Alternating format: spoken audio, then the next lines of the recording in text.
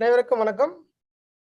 இந்த மாலை வேளையில் நம்முடைய இணையம் வாயிலாக இணைந்துள்ள நம் மில்வாக்கி தமிழ் சொந்தங்களுக்கும் மற்றும் பல பகுதிகளிலிருந்து இணைந்துள்ள நம் தமிழ் உறவுகளுக்கும் இன்றைய சிறப்பு விருந்தினர் நம்முடைய chief guest mister Suresh Thangavel அவர்களையும் இந்த நிகழ்ச்சியின் வாயிலாக வருக வருக என வரவேற்கிறோம்.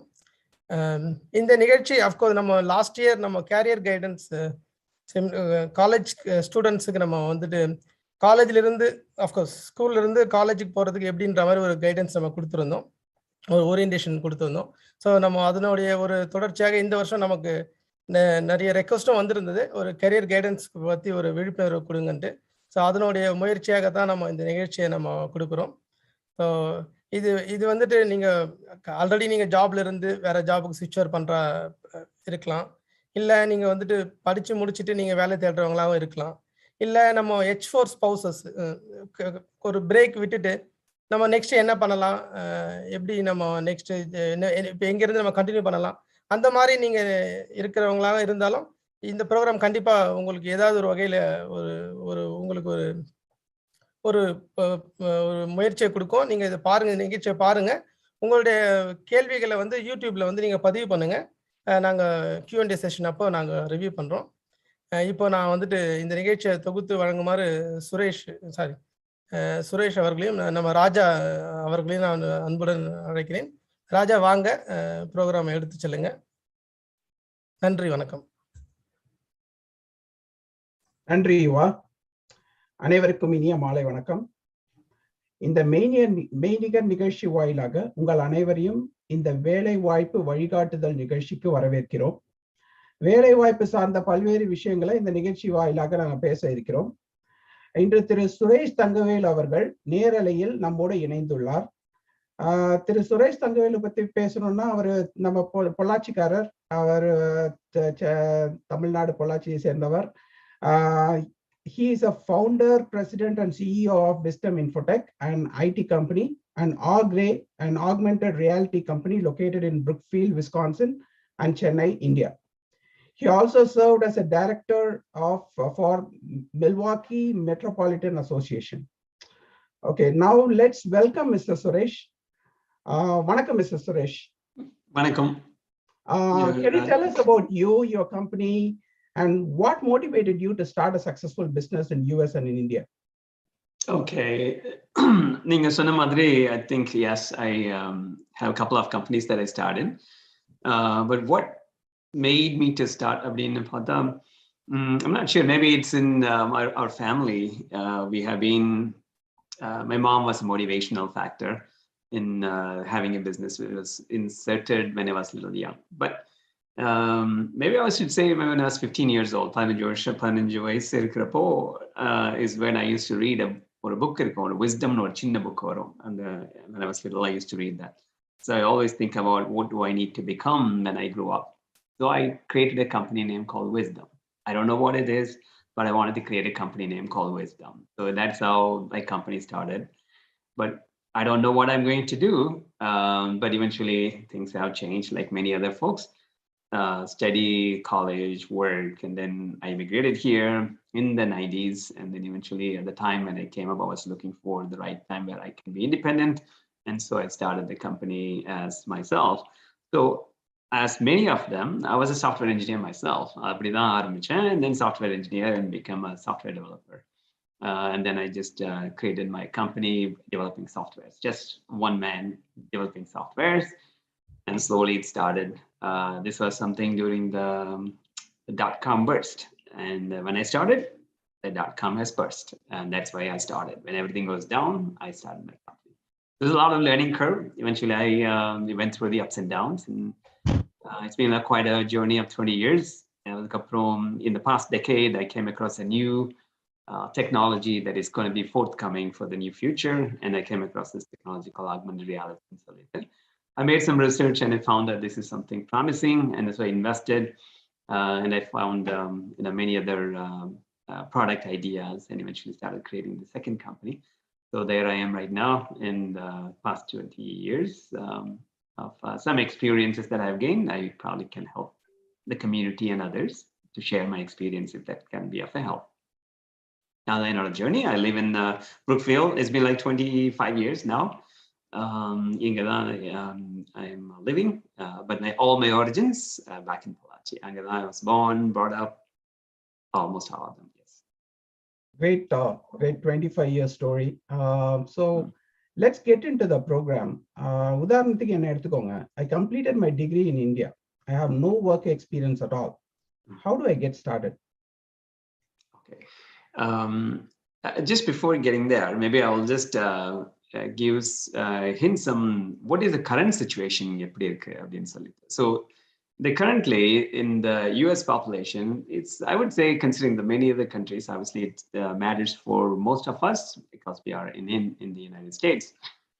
United States, the aging population is a lot higher. In fact, 1/3 of the working population is the baby boomers. We're talking about the baby boomers, Gen X and millennials. Baby boomers, people who are born in 40s, 50s, 60s, and Gen X, you're talking about 70s, 80s, 90s, and then the millennials who are born after that. 1/4 of the working population is baby boomers. And that is, we're talking about on the 40 plus 40s, 42 million around that. And then 53 million in Gen X, and then 56 million in millennials. These baby boomers are going to retire in the next 10 years. They are in the 50s, talking about baby boomers in the 50s to the 70s. They're going to be retiring. On the retirement age, it is accelerating in terms of the retirement, mainly because of this past 2 years of the situation being the pandemic situation. Many of the people wanted to retire because they either lost jobs or the economy was not doing well. That accelerated the retirement, and many of them are considering seriously into retirement, which in the next 10 years, it is going to be a significant amount of retirement is going to come up. There's already a study. If that many population, 40 million plus people are going to retire, who is going to supplement for their social security and also? I think that's a different issue. But there's a significant amount of shortage in the country. Shortage is in what area? It's wide variety. It's not just in a particular area. It is not just technology. Technology has already been declared 4 years ago that it is going to be a problem, which is everything is technology driven. So IT is something that's going to be a significant amount of gap that is not going to be there. But apart from IT and manufacturing, you name it, retail, real estate, service industries, medical, healthcare industries, energy industries, all sorts of industries are going to be, or all have a problem, which we have already seen. You can see wanted jobs, jobs hiring, we are hiring jobs, signs all over the place, etc. That is an indication already. And that is going to increase a lot more. So there's a lot of demand now and the next 10 years. That is the prediction that has been, a lot of statistics has been driven. But going back to your question, I have studied all of my education in India. I came here. So now where do I start? I don't have an experience. Is that correct? Right. Right. So because the demands are high, I don't have an experience. So first I will think about what is the experience and expertise that I have. Experience illanalo, there's something that you need to find your passion. Passion for what? When I was in college, I did interior decoration. I was a leader. I was an artist. I was an athlete. I was an administrator. Whatever that is, something that will think that you're passionate for this. Obviously, you're not going to say, I'm a developer, I'm an artist, unless otherwise you are particularly not. So pick up the skills that you are good at. And then use that skill. When you start getting into this, eventually you also need to know how to, the things that you love to do in what you're going to do in the future. So pick up the skills that you love to do, and that symptoms will be there. Obviously, you also look at in the past, maybe you came back here and in the country and you might have done some volunteer opportunities and all sorts of things. So that also will give you some clues about what am I interested in, and pick up that skill and start focusing on that. You got to find out a way to start getting into either volunteering opportunities to somewhere else, and that's how you slowly build up your career in terms of the things that you are interested in. So where do I get information about my intended career? Right. Is there any specific place I can find it? Yes. So intended career, enga paakano appadina. First, since you don't have an experience in this case, in particular case, there's a lot of cases, but in this case, I don't have an experience. If I don't have an experience, where do I start? Is there a place that I should look for? First, I was looking for either internshala, I'm sorry, not internshala, it's in India, but internships, you can Google them. There's not only one particular, there's many different websites along those lines that exist. First, Indeed is a great source, Indeed.com, which is a job portal. Indeed.com will be a great source to look at. And career choices, and there is many other Wisconsin websites, jobs, other websites a lot. You can Google and it's very simple to look at. Not just one particular website that I can point out. Reason being, there is various different audiences will be there, not just IT, not just medical or healthcare or teaching or et cetera, et cetera. Some of the websites are very specific and particularly focusing on those. Obviously, Google will be a best choice that you can start looking at. So Indeed, obviously, it's a wide open place where you will be able to get started as well. Adukku munadi start pandrappo, find out if you can start building your profile in some way or the other, which we'll talk about it. Yeah. So online courses also would be a great option, right? Like Udemy, right? I've seen a lot of great courses at a very reasonable price. Right. I do believe So, yeah, you're right. Correct. Correct. So how do I build up the profile? Abdin Pakrapo. Yes, internships, volunteering, etc. is something that you have to do. But at Pandrapo, where yes, there is a competition. It's not just me, the one who is applying for a job. The resume cannot be blank. And when I apply for it, so where do I start with the resume? So something has to be there. And sometimes I got to be honest, what am I doing? Okay, I may have been a housewife or spouse who is taking care of this. I cannot work. I have kids. I had to take care of it. Be honest and tell that I have been doing the house, chores and taking kids and whatever it is. But I have worked in the past. It's a passion. However, in the past recent 6 months or X number of months, this is what I have done. As you rightly said, Udemy, Coursera, there are never courses, online courses. And these things will also provide video tutorials and some lessons and teachings that you can learn, not just IT again, many different areas that you can start looking at, whether you're an accountant, whether you're a clerical jobs or data entry, medical related, etc., etc. There are always something for you. So take that, rather than saying I did a self-study. When you put Udemy certified, Coursera certified, XYZ certified, it has some credits towards it that nobody just gives a thumbs up because you did that, right? So that's a good start that I would do. So that, along with a good write-up, will get you started for your job hunt, for example. That's great. And is there any specific certificates, right, that are booming in a current market, right, that someone who is interested in a specific area should know about? Right. Certification for IT related, yes, there are, most of them will know, related to that particular technology they themselves will have, or Carnegie Mellon, etc., will be there for different scales of job roles and responsibilities. But non-IT, that particular industry will also have that particular skill sets. But when you start applying, it might take time and also efforts and cost and things of that nature.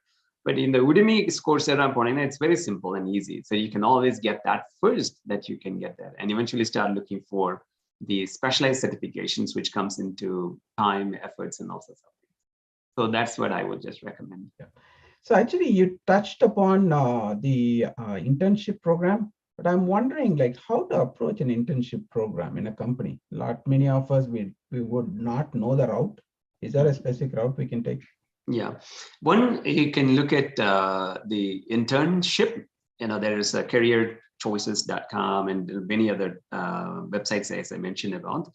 But you got to start looking for what is your industry. And as I mentioned, there are particular websites which is very, very specialized in particular skill sets. So depending upon your specialty, you can start looking for that. You'll get, as I always said, indeed, it's about a choice that you can look at it.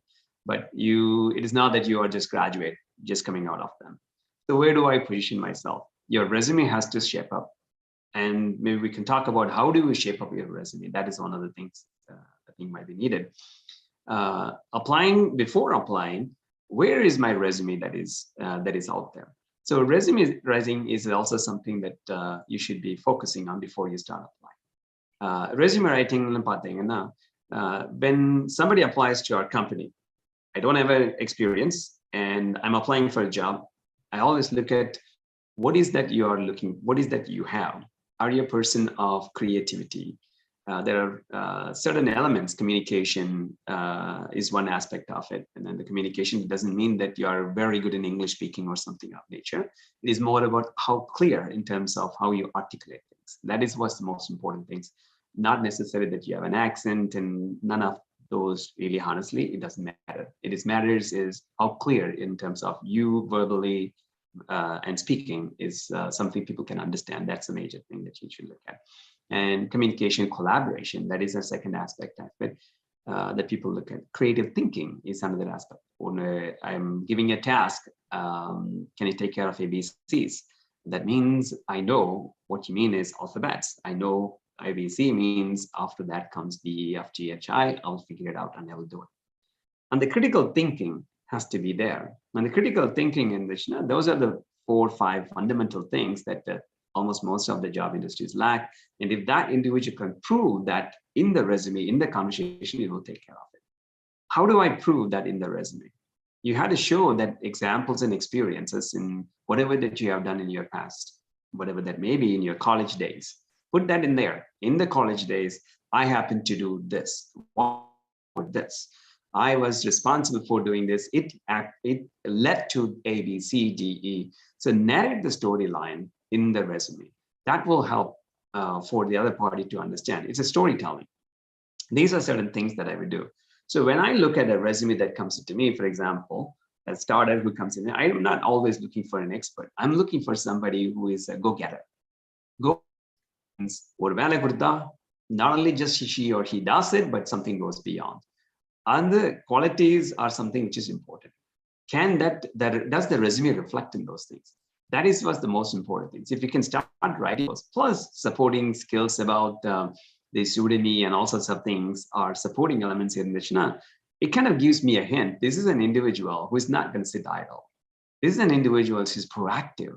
This is an individual who is not proactive and yes, did not work. Why? Maybe it is because of limitation in terms of immigration. He or she cannot work because not authorized to work, or circumstances towards the family is not make them not to work. So that is understandable as long as that has been explained, but otherwise it gives them symptoms and it gives a complete picture about that individual, that she or he is able to work and has the capabilities of the past. Now is ready or she is ready to work. And I don't want to miss this candidate because it's going to be a great asset in the future. And if you can identify and write a great summary in your write-up, if you will, tell the reasons why you're applying, what difference you would make now and to the future, even though you don't have an experience, how you will cover up that experience, and such that you don't take much of the time for the other party, which is the employer, to spend more time in teaching you.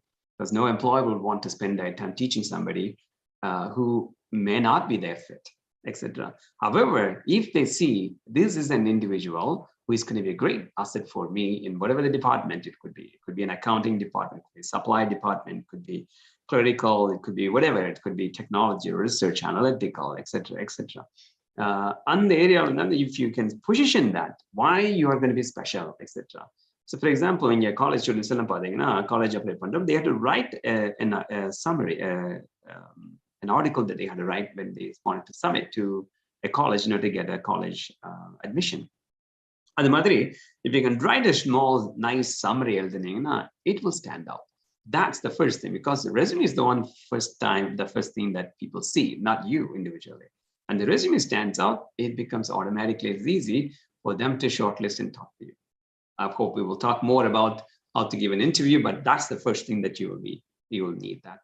Once you do that, then start applying for the internships and so on and so forth. Yeah, I completely agree with you. So resume plays a very major role in this job search.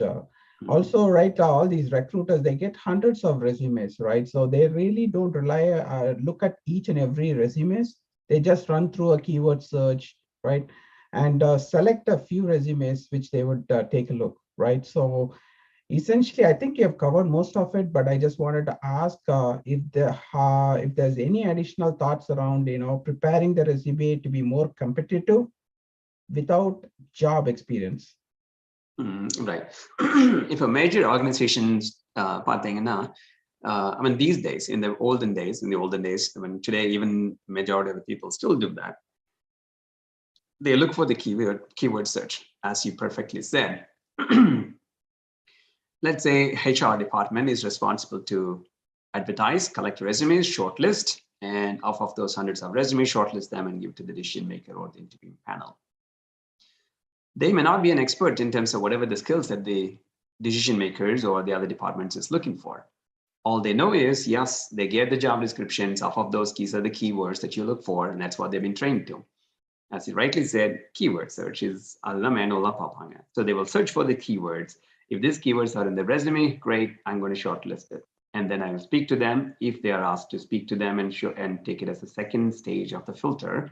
And then the third stage goes to the decision maker to line up the interviews, provided if all the rest of the things matches, such as Are you in this location? Can you work this hours, and etc. etc. They may have many other criteria to shortlist them. So these days, there are tools that the company's HR or organizations use. The organizations, as soon as the resume is fed, it automatically tells, by looking at the keywords, it tells you what is the probability of the resume keywords matching. And the keywords matching, actually, now then it will tell, okay, this is a 70% match, and 80% or 70 or 40% and 30%. Based on that number of resumes they get, they will shortlist and do that. So how do I know when this is the stage, this is what is happening on the employer side. Now, as an employee who are applying, you had to start looking at, how do I know that keywords are something that I know what the other party is looking for. How do I shape up my resume? As you start looking for the job description, identify the keywords that they're being asked for. Some of them are mainly operational aspects of it, in terms of you should be analytical, you should be a leadership, etc. These kind of general skills that is there. Apart from this, there will be some specific skills related to whatever the job that could be highlighted. Identify those keywords. Now, not just that's the job alone, because you're not applying, you're not creating a resume only for that job. You're creating a resume for many other jobs. So consider all the jobs, identify all the keywords in there. Once you know the keywords, start creating a resume that's such that it kind of fits for majority of the opportunities that you're going to apply. So that's the way that I would start looking for the keywords, and then I narrate my resume writing in terms of having these keywords and things of the nature. At the end, what matters is the summary, executive summary in a way, the short summary. Why are you applying this job for? That makes a big difference.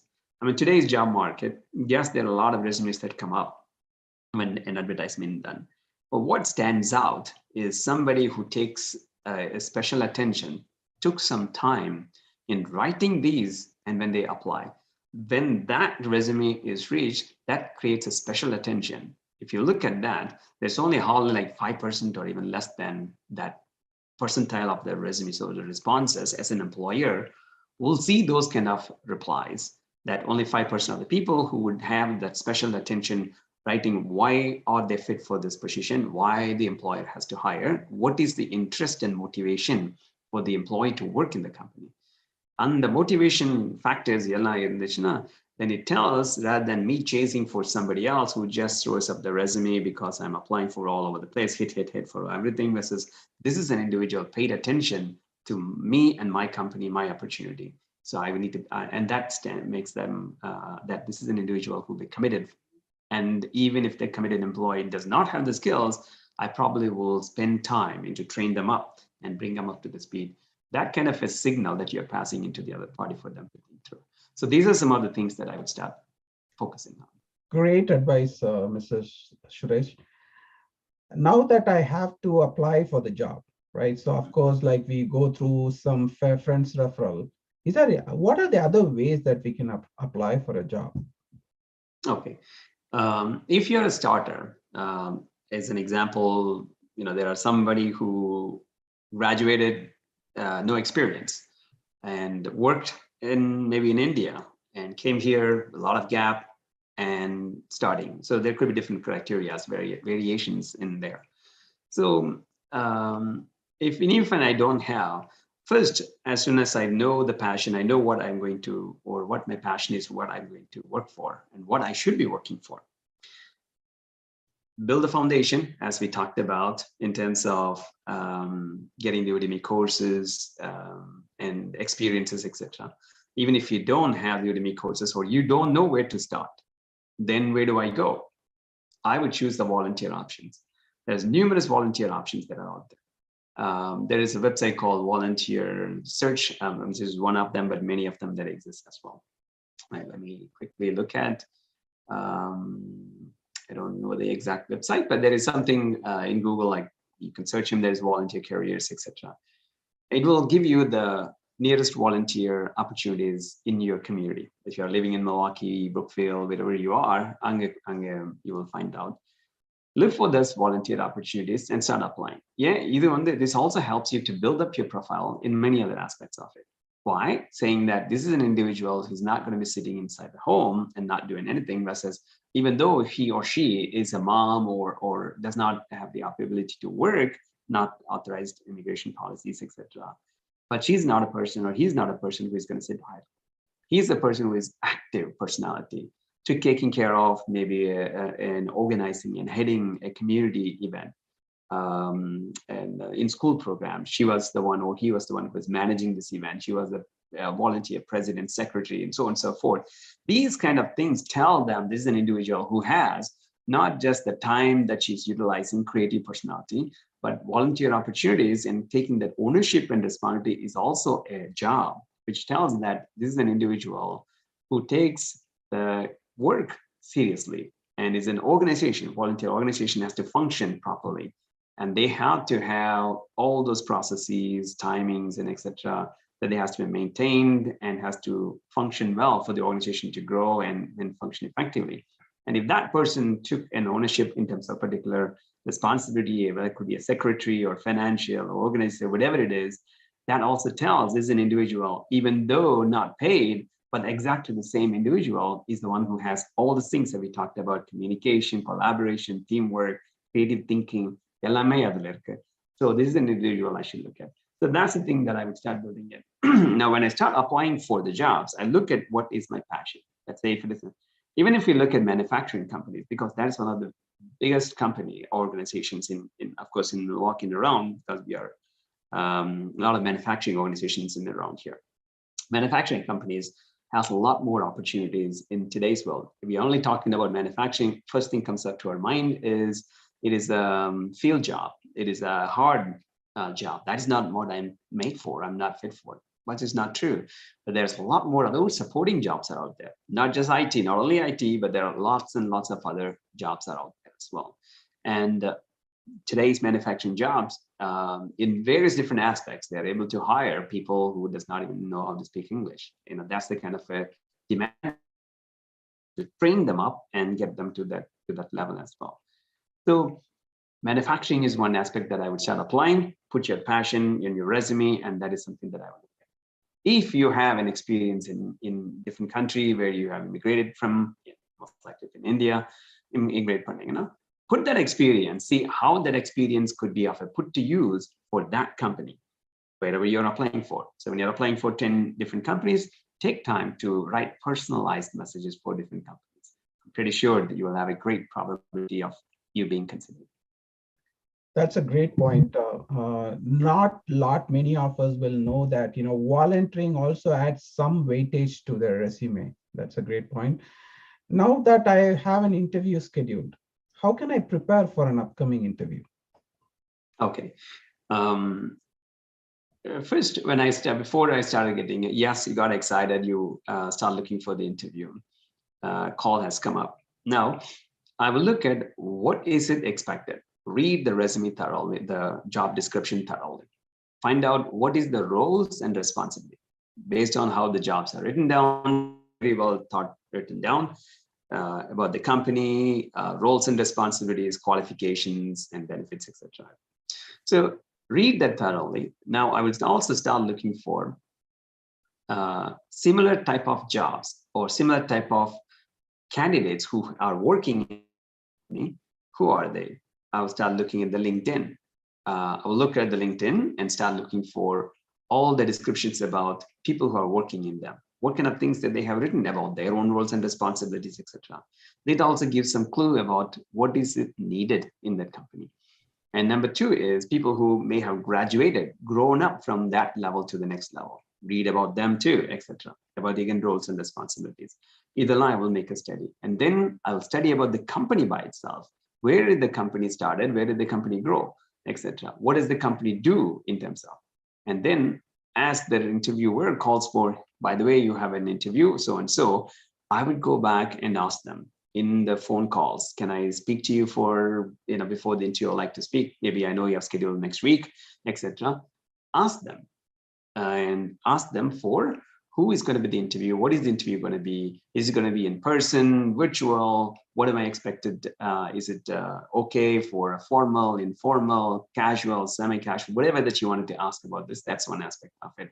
who is the interview panel that will be, and ask their names, write it down potentially. What is that individual's responsibilities are? What did they do, etc. In the information, especially, this is general information about if you know the other party's expectation, if you can prepare well for their level of expectation, obviously you have a great chance of anything, in whether it is a business transaction, conversation, etc. And that's the same principle applies here too. Eventually, you're trying to sell yourself. When you're trying to sell yourself, you need to know the exact expectations from the other party. Another party, let's say there are two people that is involved, three people that are involved. One is looking for general attitude, personalities, attitude points that they're looking for. The other person is looking for technology or skills at point of view. The other person is more looking for something else. Then you know who they are. If you know the person who is looking for, then make sure that you prepare all of them, etc. And then I would also do a mock interview with somebody. That's the second thing that I do. Prepare well, and then I will start doing a mock interview with somebody, friends, family members. Hey, pretend you are Mark, John, Ashok, whatever examples, etc. I will start interviewing with those individuals, trying to see if whatever I communicate, is it in line with their expectations? And I've also tell them this is what is expected from the other customers or employers' point of view. These are certain things that I would start looking at. Great tips, Mr. Suresh. Yeah. One of the things that I wanted to, I missed to tell about preparation, if you don't have an experience, is I was about to mention, is there are many other websites apart from this. You know, it's not just the volunteer opportunities that you need to work on. There are various different portals that exist. There is something called Upwork that exists. And it's not that if you don't have a job that you're sitting idle there, you can still work virtually, remotely. And there are many websites that exist, and there is something called Upwork. I don't know if you should talk about that now, but I'd like to bring that this great source for getting jobs that you can not getting jobs. It is something that you are bidding for or looking for projects, small little project that has been posted by various different companies, and you can start looking for those companies. And in fact, maybe I'll just switch my screen and show it to you, if you will. I hope I have shared screen. And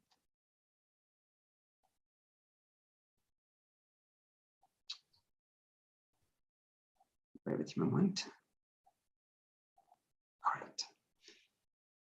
So this is, I hope you're able to see my screen. I'm going to expand this a little bit. So this is an Upwork portal, right? And I'm just giving an example. I have logged in as an employer because we use the Upwork for a lot more needs. We have a lot of work in terms of software needs out there. We always post jobs here, and we recruit people who are looking for part-times and sometimes 3 months assignments, etc., around the world. So I'm just picking an example. If you're looking for data entry, because that's what I don't know what skills I am. I'm not an IT. What do I do? Can you do data entry? Can you do research? Can you do annotation, etc.? And I'm searching for a data entry personnel. And hopefully, this is in the US that is giving me, let me disable the US. And it's still searching. So you can see the number of people who are applied or who are there, created their profile. Just a data entry person. What is the data entry? They ask, they give you some documents, you have to pick up some key information out of there, and you have to feed into a different software. It could be an Excel, it could be something else. And this is one example. There's lots and lots of examples, and you can see the number of people from around the world that has been applying. This could be a $5, it could be $10, it could be $12, and whatever, etc. And this is dollars per hour, but this is an example. You can still be at home to do these kind of activities as well. So is this only data entry? No, I'm also giving patent attorney. You can see people who are from data entry level to all the way to physicians, IP, intellectual scientists, NASA scientists, etc., are also out there who are also looking at part-time jobs as well. So here's another example. You can see $400 an hour attorney who is also out there who wanted to be looked at as well. So there's lots and lots of opportunities out here, and this is an opportunity for many of them sit and work at their own leisure. I've seen many of them, even including premium institutions, MIT, Stanfords, IITs from India, who graduated. They don't work outside. They just use this as a primary source of work and income, and they work in their own time. They take 1, 2, 3 jobs, and if a customer is interested, they make them permanent in the way that they make them work for 6 months and 1 year. I've seen people earning millions of dollars, just one individual earning more than $1 million, etc. Also happening there too. So they made this as a place of work, and at their own time, at their own leisure, wherever they wanted to work, at their home or a place that they wanted to be at and work as well. So this is one. I also wanted to show there is another one called freelancer.com. It's another portal that you can always look at. And this is something similar to Upwork, but it's a lower level, not just a high level of ITs, but it's still many different levels. But again, in the Upwork is IT muttundana illa. There is all sorts of other jobs that you can also look at it as well. And there is the third one that I wanted to point out is something called Amazon MTurk. This is Amazon MTurk is more towards even very low level of work. I'll give you an example. If there is a company who is involved in machine learning algorithms, an artificial algorithm, and their product is going to recognize, let's say, people. They have a camera and they have to recognize the people and identify how many people came inside the office and went outside the office. Let's say if they had their product. They had identified the people. Who are the people who are coming in and out? So they had to take lots and millions of pictures, and then they had to identify these are humans, these are not humans, etc. So they want people, this is a low-level job where the people have to identify and circle them, this is a person, this is a man, this is a woman, or this is not a man, etc. So these kind of small little annotation jobs, identification jobs, these are some of the things that many companies use this MTurk, mechanical Turk, they call them, to outsource as well. So these are some things that you don't even need to be even a graduate. You can still work at your own leisure that you wanted to do. So there are many websites, but these are the 3 things that I will highlight. And the good thing is, while you are, let's say, for some reason you're not able to work, you can use these things and work at 2 hours a day at your own time and take it there. These things can also build in your profile when you start applying. At the time, maybe 2 years from now, you're trying applying, you can build up. I was a freelancer, I was a consultant working for these many customers. That's a great thing to show that you're not a person who's sitting idle. இது வந்து நிச்சயமா ஒரு புதிய தகவல். I don't think many of us knows about Upstart, Upwork. There's a lot of websites that you have introduced to us. Really helpful. Thank you, Mr. Suresh. Quick note to the viewers. Please post your questions in the YouTube chat channel so we can address all your questions towards the end of the session. Then I think in the next scenario we can talk about is that, right? Let's take a scenario where I studied and worked in India, but I have a job break. How do I restart my career? Right. So I think I may have touched on this topic. If not, maybe I'll just redo it again. One is if I have, let's say, a 3-4 hour break that I have. So one is to regroup back along those lines. If I'm, IT is easy. Obviously, I can, Upwork is a pretty good idea. I will just build up my profile in the Upwork. What I do is there's a different tutorials for Upwork. Within Upwork, how can you build your profile? Videos, because you can look at that and it gives you a kickstart about how do I build my profile in Upwork for somebody else to select me or me applying and they considering me, etc. It's all there too. How do I start my Upwork career? Because Upwork is becoming an employer, in a way, a major employer at your own freedom of where you want to work, when you want to work, how much you want to charge, etc. So that is something that I would also start as well. I'm not, by the way, I'm not tied up to Upwork at all. I'm just giving my experience of as an employer. Where do I search for resources? I search for resources for 3 weeks and 1 month and 6 months, etc. And these are the avenues that I have sourced. It becomes very easy for me to source resources around the world. We hire a lot of people around the world, from Europe and India and things of that nature too, even in the US as well. So when we look for it, that's a place that I look at. And I'm not always looking for somebody they have enormous amount of experience that they're working right now.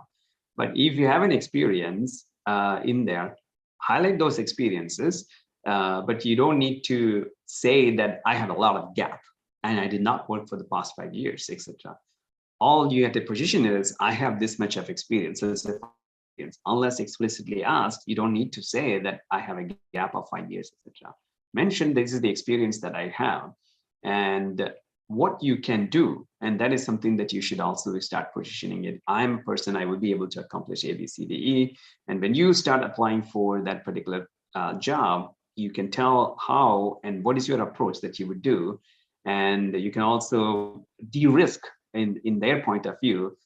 I will be providing a POC for you, proof of concept, in terms of how I will create a job and show it to you. If you are satisfied, then you can start engaging me.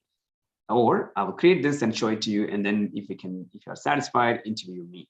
These are some of the ways that I would start. I'm pretty sure the other party will be interested, because there's no loss for the other individual, because you are the one who's taking this. If you do this approach, even for 3-4 attempts, I'm pretty sure 1 out of 5 will be interested along those lines. That's a kickstart. That's a good start for you. In numerization, you don't need to wait when you're ready to work. You can even do when you are not ready, but I have every day, I'll be able to engage with kind of things. So get those kind of activities that I would do. This again will get you some of the experience that you want to build it. Let's say you're not interested in Upwork. I wanted to go directly to the job. Again, the resume speaks as well. In the resume, convey the point that you were out of job. Why? Either immigration, visas, or your family circumstances, kids, whatever, etc. was the problem that you are not able to work. Explain that. Be honest and open enough. And then also explain, I am ready now, and tell why are you ready and how you will be able to de-risk the other employer's point of view, that you're not going to be somebody who is going to be taking a lot of time for the employer to train you and spend time where you're not going to be productive. You tell them how you will address the risk and address that in your resume in the write-up itself, such as, I know I have been successful in my previous career, and tell why you are successful, such as, I was given a task to accomplish this in 6 months.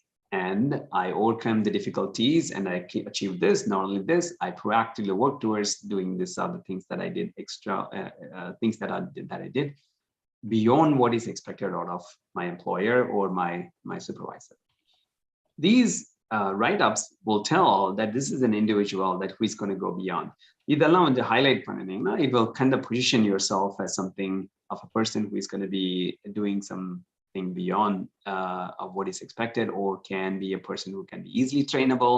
These are some of the pointers that you need to put it in, and be honest enough to say that I have a gap. And I think this write-up will be a good idea to do that. And then obviously, as I mentioned in the previous things, write and understand what the employer is, what their business is, what their needs are, and then look at that. Other thing that you need to make sure is your LinkedIn. Your LinkedIn is a must. These days, if you don't have a LinkedIn, any employer, when somebody wants to interview and goes to the final stage of consideration, they will look at you, socialize in your skills in your digital world. Where are you? How are you pushing? Not only on LinkedIn, they also look at your Facebook, your Twitter, etc. as well. Why are they looking at my LinkedIn? To see what you said in the resume is right or wrong. To see if your recommendations that you have mentioned in your resume has anything to do with that. Who is recommending and what they have said about your recommendation.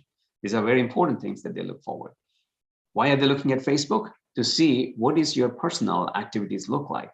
Are you a person of sarcasm? Are you a person of negative activity? Or are you a person of somebody who is a positive, influencing, or volunteering? You're a person of somebody who is collaborative, great attitude, teamwork.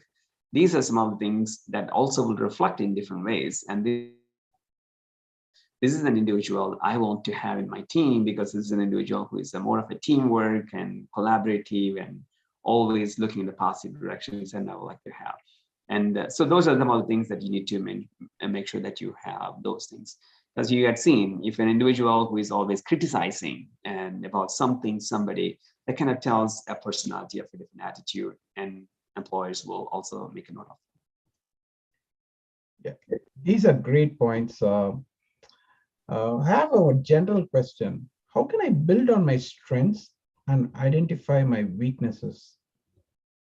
Okay, strengths and weakness. I would look at as strengths and weakness are, honestly, it's subjective to the circumstances. Who has great programming skills? Okay, I would. It is because I'm comparing in a way to the people who are around me. I was able to do better, and so I'm a great programmer. It's an example. But if I am positioned with some of the greatest programmers in front of them, I was the weakest person out there. So it is really subjective. So I will look at as in terms of career and job opportunities point of view, what are my strengths and weaknesses? Rather than looking at my strengths and weaknesses, I would start looking at first thing as what is my passion? What is my interest?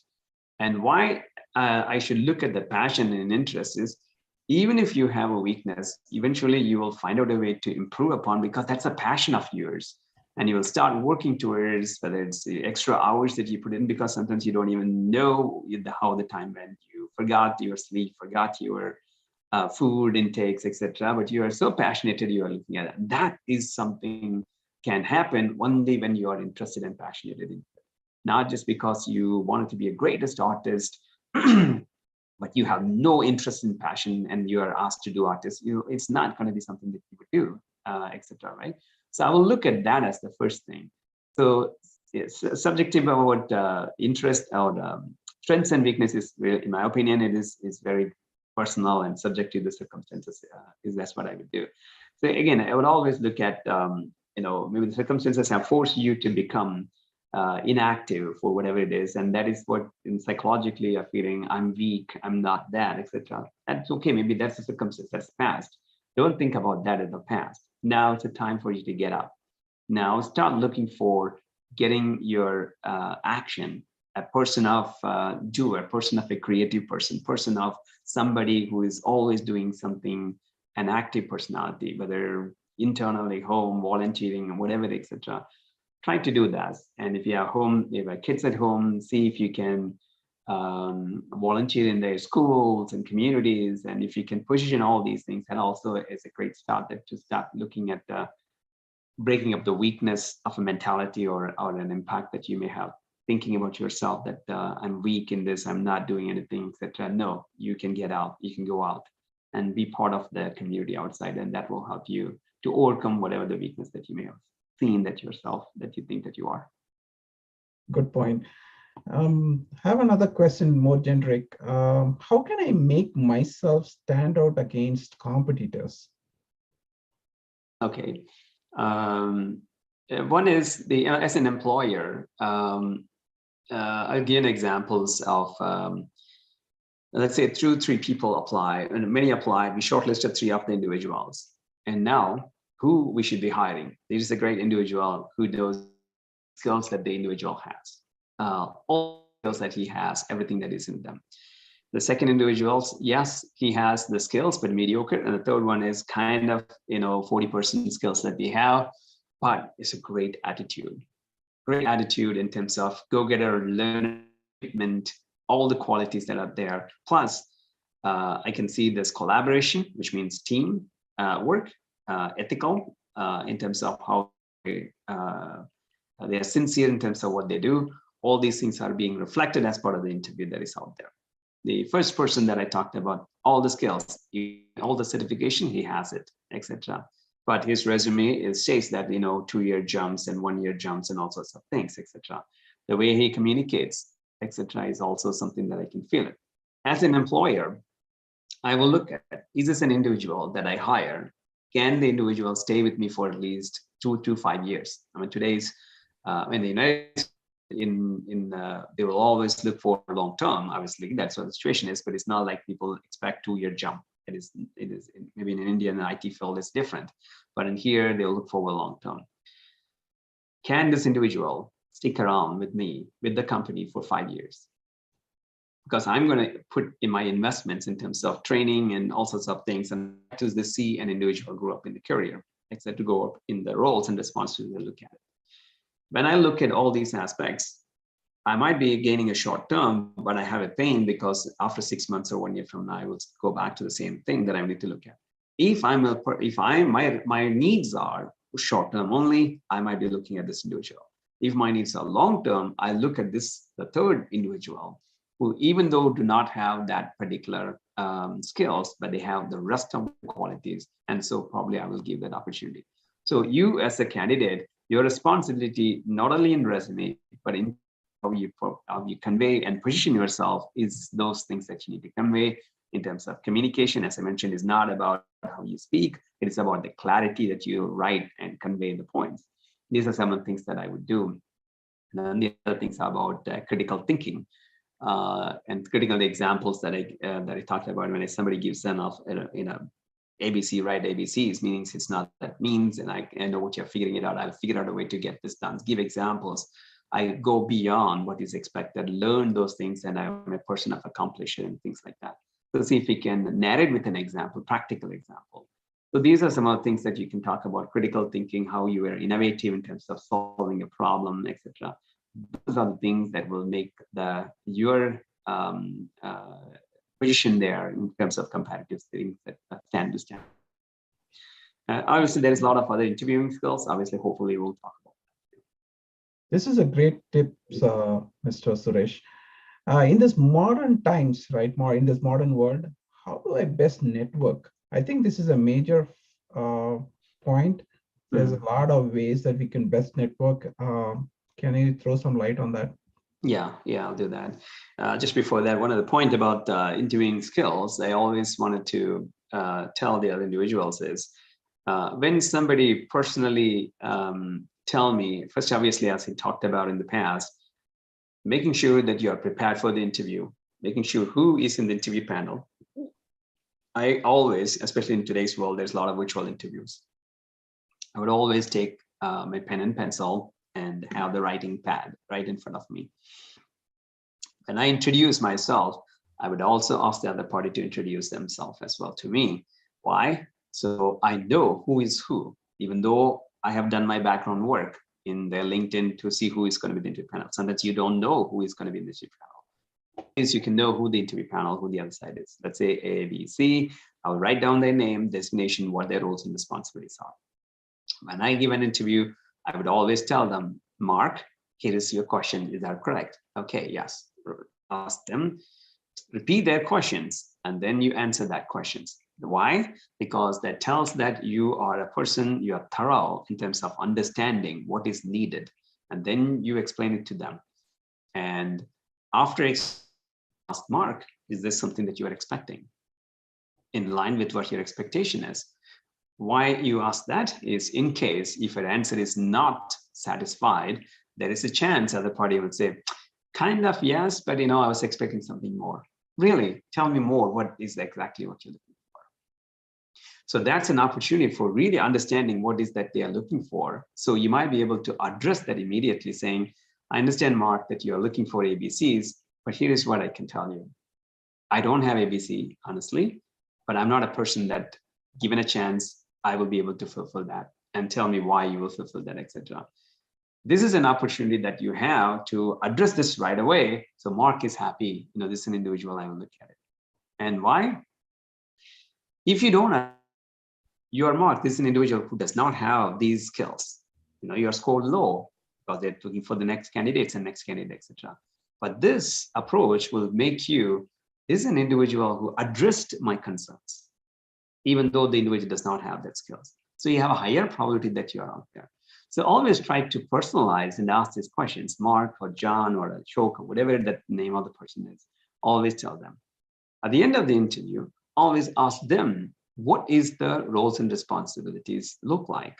What is the career path for me looks like, etc. as well. Why? They want to know you're a person wanting to grow in the company. They want to know what opportunities looks like for me to grow in the company as well. And that is something that you're sending a message. I'm interested in long term. I'm interested in knowing what kind of career possibilities that exist. Who are the people that I will be interacting with? What is my learning opportunities looks like? When you ask all these questions, that also tells me at the end, convey the message, I'm very interested to work with you, your company. And this is a company that I always look forward to, and I'm eagerly waiting for this company, etc. Convey the positive note and do that. One of the things that I always tell, or people who have interacted with me is, before you start interviewing, smile, talking. Why? Because when you smile and then you're talking, you automatically, psychologically, you're a pleasant personality that comes up when you start speaking about that. Sometimes you're nervous, and the nervous things will go away. When there's all interviewing skills, I'm not going too far into this, but these are some things that you can look at. Sorry, I kind of picked up on the other things as well. Sorry, where did the question? Yeah, I can post the question again. So in this modern world, right, how can I best network, right? Yes, got it. Yeah. So the network, there is something called Meetup, which some of you might be familiar. Meetup, you can search in Meetup in and around the community. Meetup has grown around the world, etc. as well. It is on varieties of industry and varieties of verticals. You name it. It's not just career. It is also and other aspects of it as well. So you name it, there is clubs and meetups, etc. exist. And examples, let's say you're an interior artist. You're an interior artist. There are a lot of people who are interior artists. They group together. It could be a company who is an interior artist, interior decorators, or people who are involved in that, passionate people. They group up in a company's office environment, or in a public. This could be a Starbucks. They might rent an office space. There's a conference room in Starbucks and things. I've seen many people renting that, or in a conference room in an office, etc. They all meet up in once a month, or depending upon how active it is, could be even more frequent, or maybe later than that. So in the meetup groups, you can be part of that. So when you go there, you will also not only meet people, you'll also network and learn about things that are out there. That's one place that I would start looking at it. Another places I will look at is in LinkedIn. There are so many different groups that exist. There are groups, you name it. Every single skills or technology stacks or business verticals, there is a group in there. Participate in their groups. Always follow the people who you want to follow. These are all digital marketing activities that if you wanted to really get the attention of some individuals, you follow them, you comment them, etc. to get the attention, and eventually make a conversation with them to convey why you want and what you want, etc. And that's another way to look at.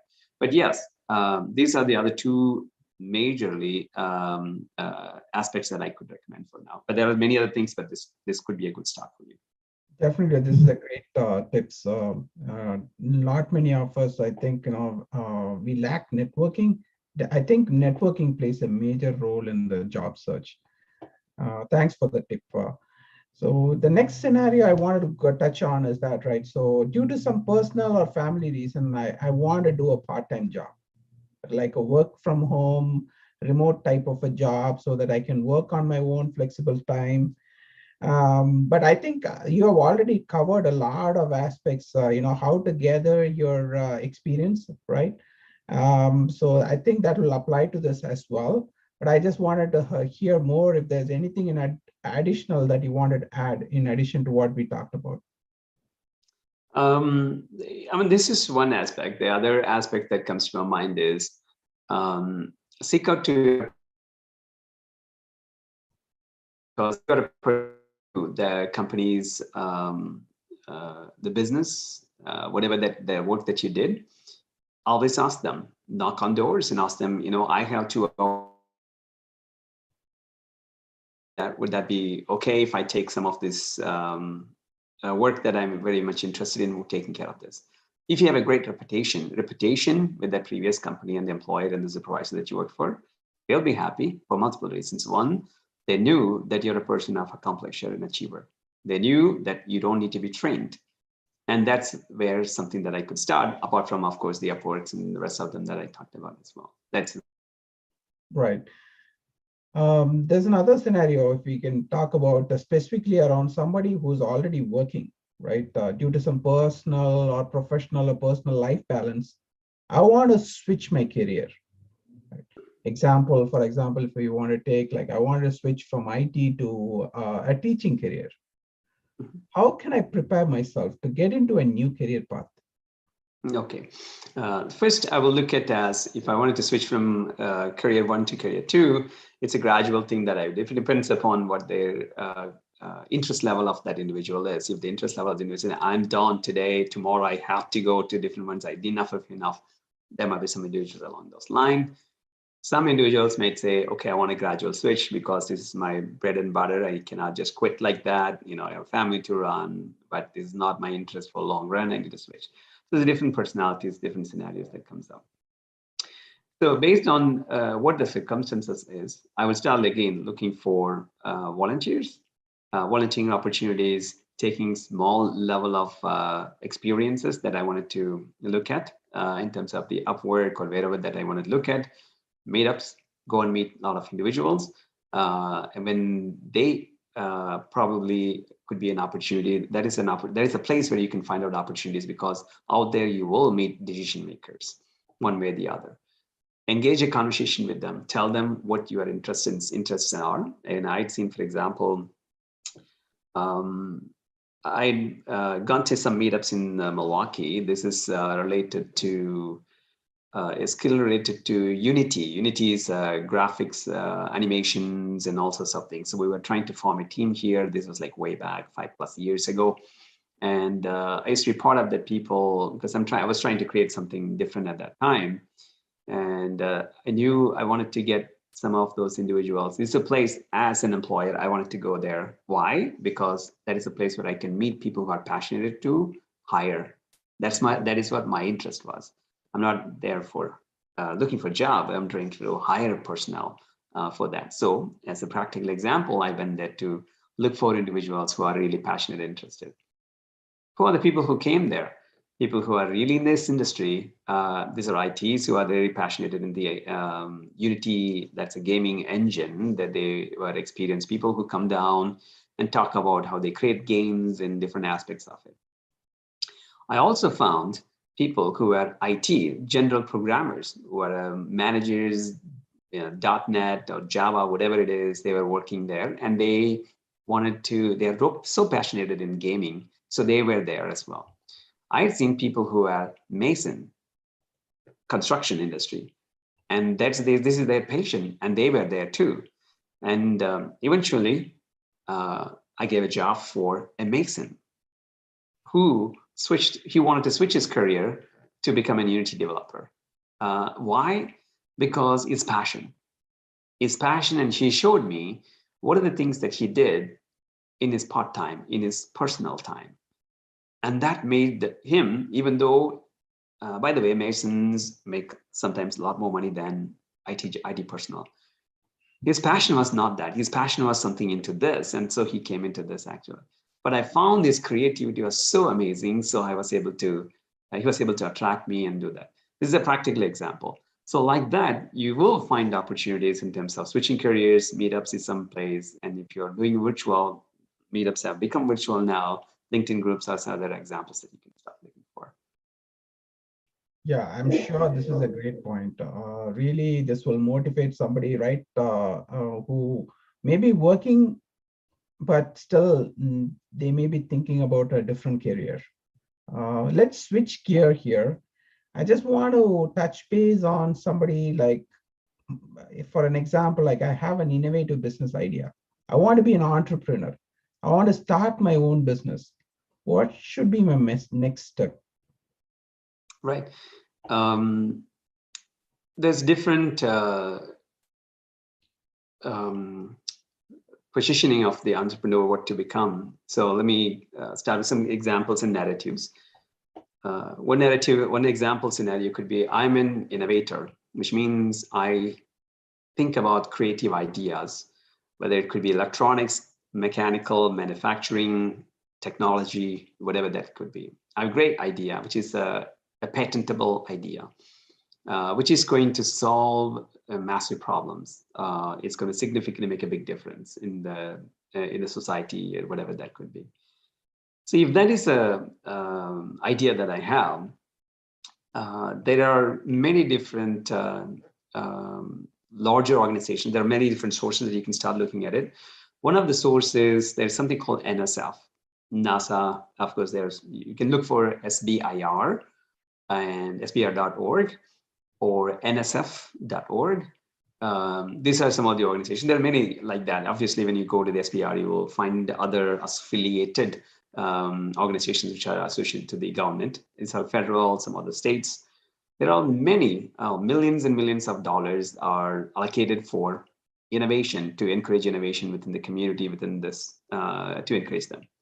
So that's the source. They will fund for a first phase of proof of concept. If you have a great idea, there is a process. You have to document why this your idea is, and depending upon what kind of category it is, you apply for it. And there's a selection procedure, and if they select it, they'll give you $250,000 for you to do this. And there's no equity. They give you for you to prove it. And if you prove it on the phase one, if a proof of concept, then they will also fund $1 million.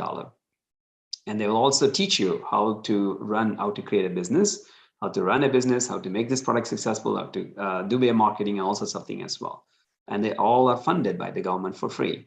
All you have is passion and interest, and you group up together and you do that. And these kind of organizations fund a lot for universities. That's one way to look at it. The other way to look at it is approach larger organizations, companies who probably would be interested, and tell them this is what my interest is. Would you be interested in funding? And I will do this, etc. Depending upon how serious you are into switching to something else, if they are really interested in look at it.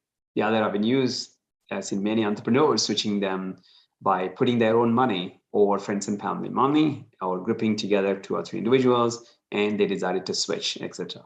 Obviously, the risk and reward. Entrepreneurism is more of a taking the risk. Do or die, I'm going to do this, and that urge has to be in there, or will be there for many entrepreneurs to do that. The other things I wanted to, it's not a like highly patentable idea, but I just wanted to start a business of whatever that could be. I wanted to start a restaurant. I wanted to start A, B, C, etc. There's numerous opportunities, by the way, because as I mentioned about the population growing, and there is some of the cities are growing here. Obviously, Milwaukee started growing, and you can see some of the metro cities in different parts of the states growing significantly. And there's a lot of needs. What I would do is I would group up. Either if you have a source of fund, can you be a person who can take the risks? Can you full-time into this?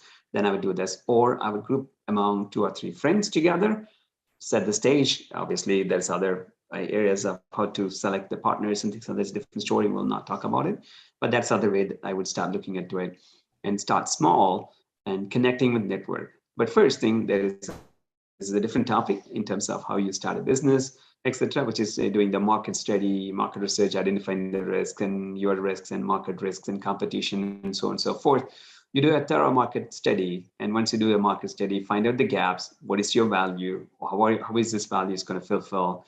Create marquee customers. Go back and research about some customers, maybe 12, 2 dozen customers. Interview them. Why would they buy your product? Why is that? What's the interest in them? What are the alternates? Find majority of them, at least 50 or more percentile of the customers or prospective marquee customers are interested in your solution, product, whatever it is. Then that could be a start. That is some of the building profile about why your product is justified. If this product is not justified, your market customers are kind of, I'm not much keen on it, then that kind of tells you that this is not where I wanted to go. That way you can make a decision to tweak it or to go a different route. But if that looks promising, that's where you can start looking at it. That it's always a given opportunity for you to start building your profile, your deck, if you will, even to go back and start raising money from people who probably would be interested in your skills. Obviously, you need to sell yourself. Why are you? And who are you? And what is the credibility that you have? And why somebody will fund it for you such that they think that you will be successful, and tell about your story. And those are some other things that will help you. So I don't have a green card or a US citizenship. I have an EAD. Can I start a business? Yes, absolutely. I mean, I've seen people who have started companies even when they are H-1Bs. as well. So, I mean, today's scenario, there was a new laws that has been about to be passed. But again, I'm not an attorney, but I know this is in the radar of the USCIS to grant the EADs very quickly. There's no need for I-140, which is the green card stage, etc. It's not necessary for them to, etc. is no longer needed, is what the talks are. But I'm hoping, because as I mentioned first, when I started about the demand for the workforce is so high that they want to give visas or visas immediately for spouses as well, which also tells that in the near future, which is not going to be too far, I mean, a few months from now, we will be able to see a lot more EADs coming out. And EADs, of course, you can start your own business. I've seen a lot of H1s starting their own business as well. But EADs, obviously, you're independent. It's simple. You go online, search for your company name. It's just a matter of a day or 2 days. Your company is registered. You get an ID, federal ID, and you can start yourself. That is the process in terms of starting a company. Be obviously running and executing a company by yourself is a different skills and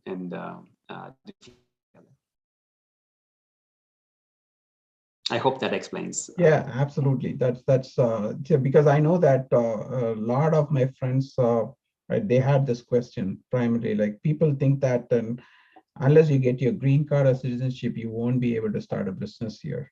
So that's the motivation on this question. So I think we have come to almost to the end of the show, but just have a quick question with reference to Wisdom Infotech's role specific to career guidance. Is there any specific, can you talk about more on Wisdom's role on career guidance? Yeah, so Wisdom is an IT company. We are an IT software development company. We also have another division for consulting, IT consulting side, which means we engage a lot of IT talents for various different customers around the country, in different states, etc. That's what our business model is, to find out the engineers, and we have a lot of demand needs, if you will, for software engineers in all different varieties looking for. That's one aspect of IT engineers that we are looking for. And there could be technical developers to managers and all sorts of things as well. And our gray point of view, this is our company. We also have a lot of demands and needs as well. And some of them are even part-time, as well as some of them could be even managers. In particular, tech skills that are looking for. Some of them need to be holders and US citizens, but others need not be. Why green card and US citizens? Because there are some projects that we run, which is government. There's restrictions why we cannot engage H1Bs or non-visa holders or non-GC permanent holders people. But there is a lot of demands that we have for in-house and external as well. So at a big picture, it is just IT service. Mainly IT is all we do, but of it, that is not. I'm just giving this as a volunteer, but that's not what we do as well. Yeah, so the question is not more really related to a career opportunity with this Wisdom. So if there's any questions by our viewers may have, or any career guidance related help that they may need, right? Okay. Is there a way that they can actually reach out to you or your company and get some guidance? Sure. Yeah, I mean, you can reach out to me personally as well. Maybe you can, I hope somebody have my email address. You can pop it in, and then hopefully they can reach out to me. Hopefully I will have time to answer as much as I can, but I also have busier times. So whenever I get time, I will answer this call. So emails would be better. So that way, even if I don't have time, I'll ask somebody else also help you out as well. Yeah. Also, viewers can post the questions over directly to GMTS email, contact@ourgmts.org. We can send that as well. So in case if they have any questions, we can certainly reach out to Mr. Suresh and get some feedback or any answers that can be passed along. We're getting into the question Q&A session right now. So we have quite a lot of questions that have come through, Mr. Suresh. So let's go through each one of them. Mm-hmm. The first question, when applying for an internship, I have a feeling that they are looking only recent graduates, not someone who took a long break from work or someone who never worked after they graduated. Yeah, that's right. So that is typically is what the interns, when somebody's applying, they are applying for college graduates or asking for college graduates to start with. But it doesn't mean the employer always gets the interns from college graduates as well. That is not something that is being done. As long as you can convey why, even though you're applying for internship and you have an experience, you convey the point, as I mentioned about your write-up. If the write-up conveys why, oh, you are overqualified. You worked for 4 years experience, but you're applying for an intern. But you're conveying the point that I don't have an experience in the United States. So I consider myself as a starter and a way an intern. And please consider me as an intern. However, my experience will give you the ability for me to learn and meet your goals and beyond in the quickest and shortest amount of time. As an employer, those are the things that they're looking for. In interns, obviously, they will need to hire and train. And the interns, hopefully, they will fulfill those low-level jobs, whatever it is that the employer is looking for. And eventually, they become an asset over the 3 months, 6 months, whatever timeline. But if I see an individual who has the corporate experience, but applying for an intern, but justifying why they are applying for an intern level, that's, in my employer's point of view, it's a better pick and asset, if you will. The next question, what are the new niche IT skills we should train ourselves to grow in our career? IT niche skills, in the terms of technology aspect of it, I always look at data science, analytics, machine learning, NLPs. I mean, these are all some of the upcoming, or not even upcoming, but it's been in the industry and there's always a demand and need for these areas, so artificial intelligence areas as well. But even if whatever the skills that you are doing, always see what is going to be the next 5-10 years in terms of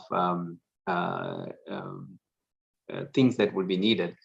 And that's something that I always push in. And I will always look at upgrading my skills every 2 years. That is one of the things, if I were an IT engineer, that's something that I always tell to our employees, to always, every 2 years, you have to upgrade your skills, whatever that could be. And not just stick to one skill alone. Always you need to have a diversified skills. As an employer, if in a technology company, of course, in India, we have a lot of employees, software developers. And this is something that we always look for. We always wanted to hire people only, or majority of time, we give preferences for people who come from startup companies. And why startup companies? Because they are equipped with handling so many of technologies, because technology things are not just you work only on one particular technology skills. You're asked to work on multiple skills, multiple things. Things dynamically change within 6 months, which means you have to learn to manage things. You are not only a developer, designer, tester. You have been exposed to so many different roles and responsibilities and technology skills. Such kind of an individual is always a great asset for any company, because they can fit in many different roles, rather than, I can only develop only this, that's all I can do. Which means as the technology changes 2 years from now, if I hire this individual full time, what do I do after 2 years or 1 year from now? Because I'm going to change from skill A to B, which means I got to train this individual. He, she, or may not be interested in switching. So those are things as an employer's point of view will be there. And that's the reason why my recommendation is always try to learn new skills every 2 years. And not only this, something which is related to, also have a priority about what is the things that is upcoming. As I always mention about data analytics, data science, machine learning, algorithms. And these are some of the things that that I could look at. So what kind of career path I can choose if I need to switch from IT to non-IT career? Passion. If you're looking for non-IT, what is your passion and interest? Am I switching from technology to become an interior decorator, or I don't know. So depending upon your interest, passion, and are you really sure and committed, and your commitment in terms of your family, breadwinner, etc.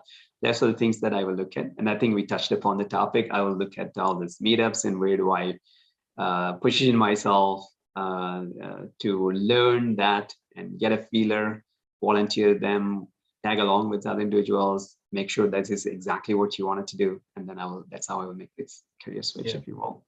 Yeah, I'm sure we have talked about this. If you spend most of your time in technology and engineering, how to get good at selling products, ideas, etc.?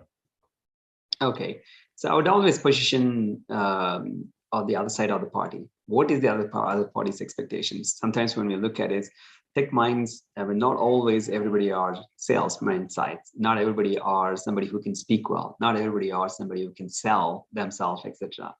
But it's just the nature of individuals. Some of them are very strong in technology. That means I'm a coder, I'm a programmer. Give me what the algorithm that need to solve and put me in the dark room in the corner and don't call me anytime for the next 2 days. And that's what I am. If that is an individual, you ask him to speak in front of 10 people for 1 hour, he will never be even to stand there.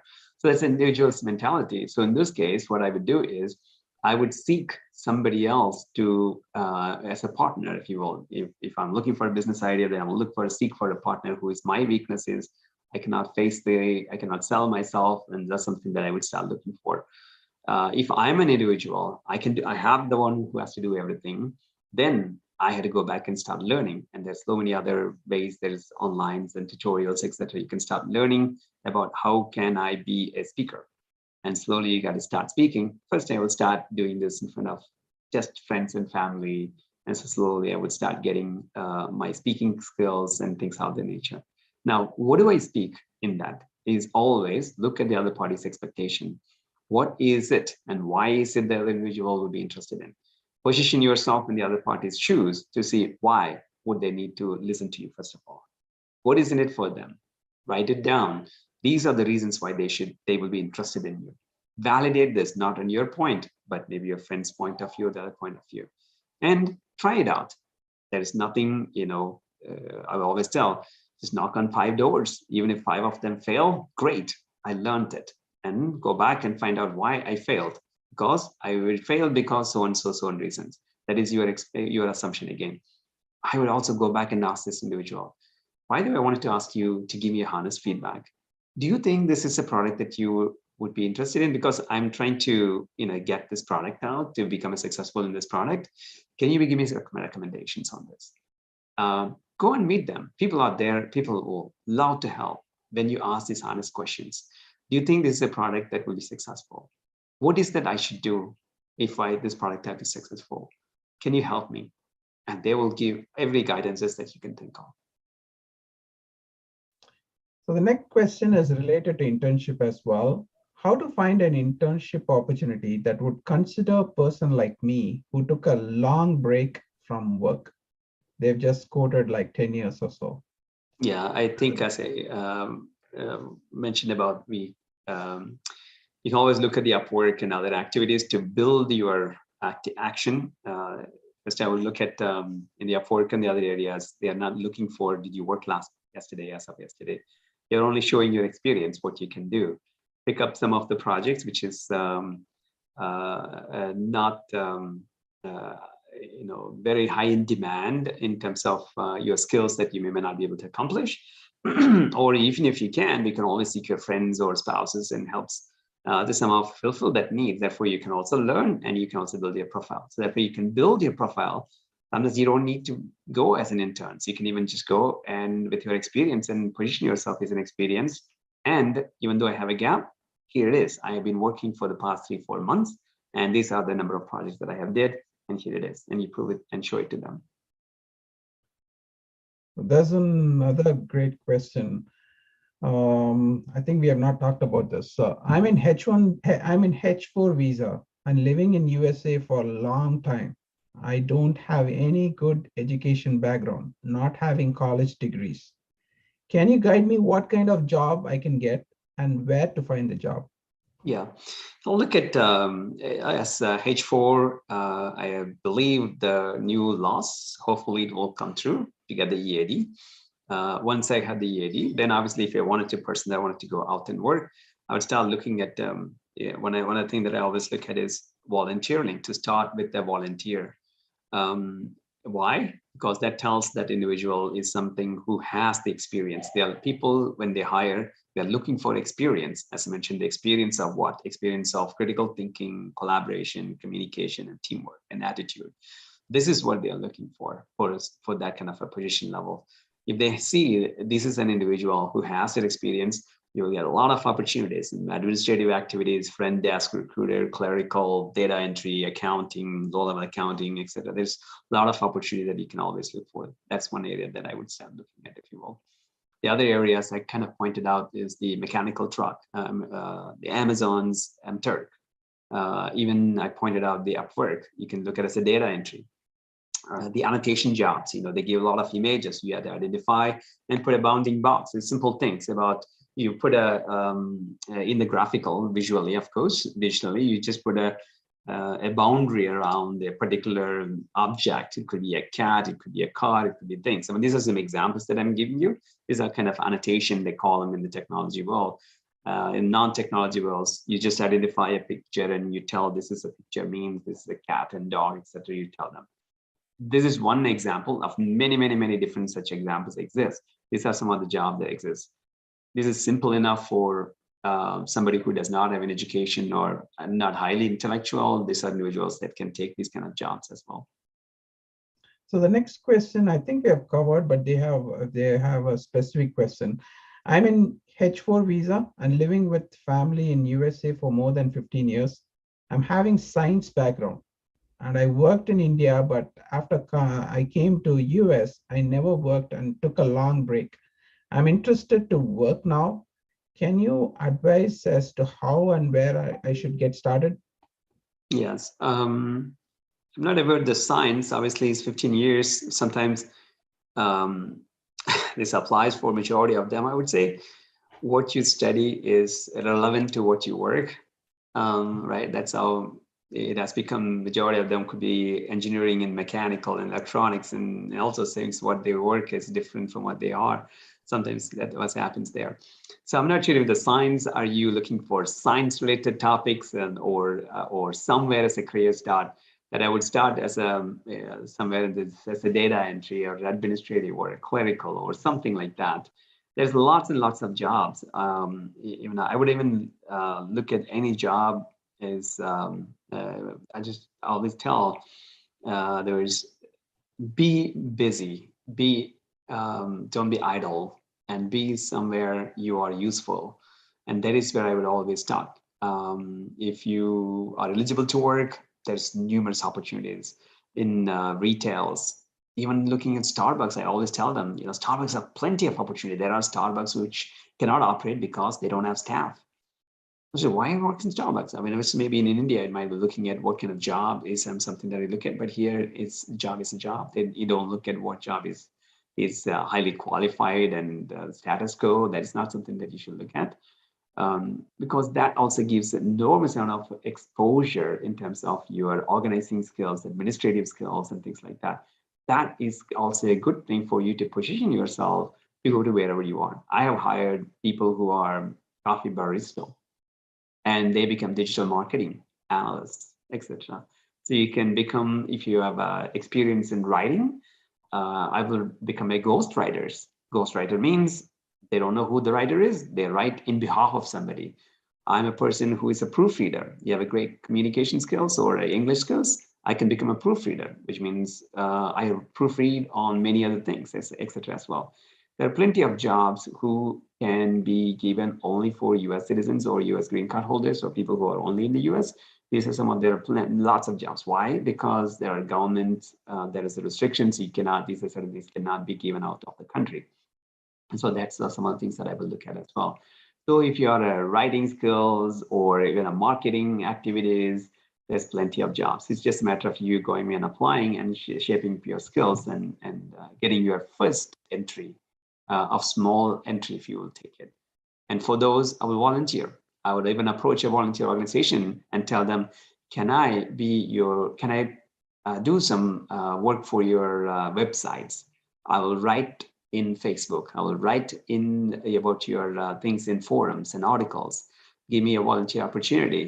And if they are happy, if you produce the results, show them results, and they themselves find out they'll give a paid jobs, or their experience will give you the enough things for you to start looking for somewhere else. We have come to the end of the questions.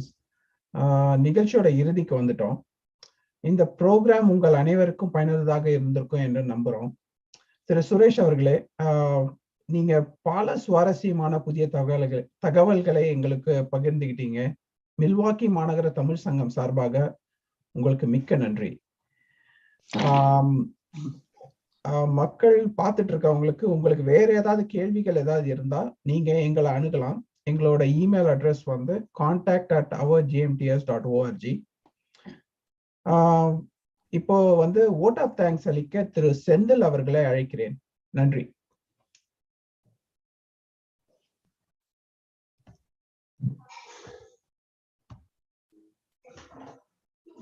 மக்களே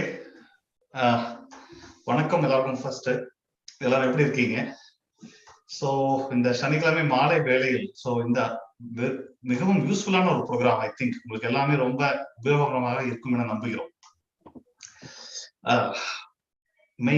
mainly நமக்கெல்லாம் மிகவும் உபயோகமான visa மற்றும் பல்வேறு துறையை சார்ந்த மற்றும் பல்வேறு விசா டைப்களை பற்றி நமக்கு விரிவாகவும் தெளிவாகவும் சொன்ன திரு சுரேஷ் தங்கவேல் அவர்களுக்கு மிக்க மிக்க நன்றி. அவர் GMTS உறுப்பினர்கள், சங்க நிர்வாகிகள் அனைவரும் சார்பாக நன்றிகள் ஐயா. அடுத்து இவ்வகையான புரோகிராம்களை நம்மால் செய்ய இயல வைத்த நமது sponsors, right, they are behind as, so and helping us a lot. so அவர்களுக்கெல்லாம் மிக்க மிக்க நன்றி. இறுதியாக இவ்வகையான உபயோகமான நிகழ்ச்சிகளை, மிகவும் யூஸ்ஃபுல்லான நிகழ்ச்சிகளை திட்டமிட்டு கட்டமைத்து after various follow ups possible ஆக்கின நமது சங்க நிர்வாகிகளுக்கும் நன்றி. மக்களே, நாம நினைப்பில் இருக்கும்போது இன்னொரு தகவல், இந்த மாத இறுதியில் ஏப்ரல் 30 காலை 10 மணி அளவில் டாக்டர் கைரோபிராக்டர் டான் கஸ்கி அவர்களின் life wellness program is being planned. So அது மிகவும் உபயோகமான, நமது வாழ்க்கைக்கு தேவையான, அன்றாட வாழ்க்கைக்கு தேவையான ஆரோக்கியமான வழிமுறைகளை பற்றி கலந்துரையாடக்கூடிய ஒரு நிகழ்ச்சி. ஸோ மறக்காமல் கலந்து கொள்ளுங்கள். மீண்டும் சந்திப்போம். வணக்கம்.